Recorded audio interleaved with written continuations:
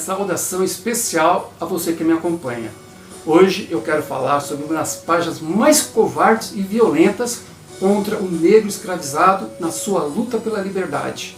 É a chamada Revolta dos Porongos, durante a Guerra dos Farrapos, no Rio Grande do Sul. Esse movimento foi liderado pelos grandes fazendeiros da época, e o principal deles era Bento Gonçalves. O Bento não queria, e os outros demais fazendeiros também não, a participação dos seus escravos no movimento. O que aconteceu então? Os revoltosos incentivavam a fuga de negros das fazendas simpatizantes ao Império, prometendo a eles a liberdade no final da revolta. Passado 9 anos, em 1844, a situação estava terrível, tanto para o Império quanto para os revoltosos. Nessa época, Dom Pedro II mandou para o local o Barão de Caxias para oferecer um acordo de paz.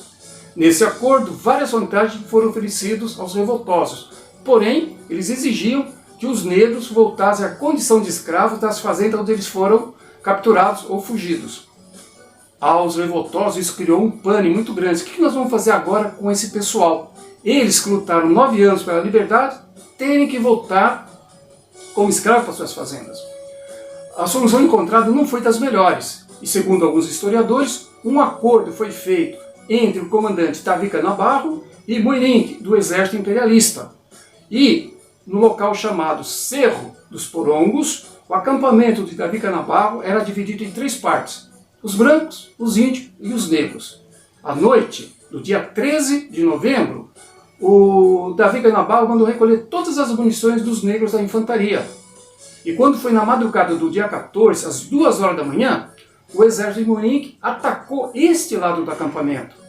Os soldados negros lanceiros com seus cavalos partiram para cima. Porém, os soldados imperiais estavam com arma, eles com lanças. Muitos morreram, alguns conseguiram fugir.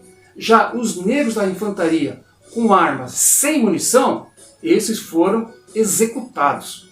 Os que conseguiram escapar e capturados foram levados ao Rio de Janeiro como escravos. Ou seja, os negros lanceiros, eles foram vítimas de uma traição. Eles foram vítimas de uma das maiores covardias da história da Guerra dos Farrapos. Então, meus amigos, eu quero dizer para vocês o seguinte: nesse momento eu deixo o meu silêncio de respeito a esses negros que morreram com um grito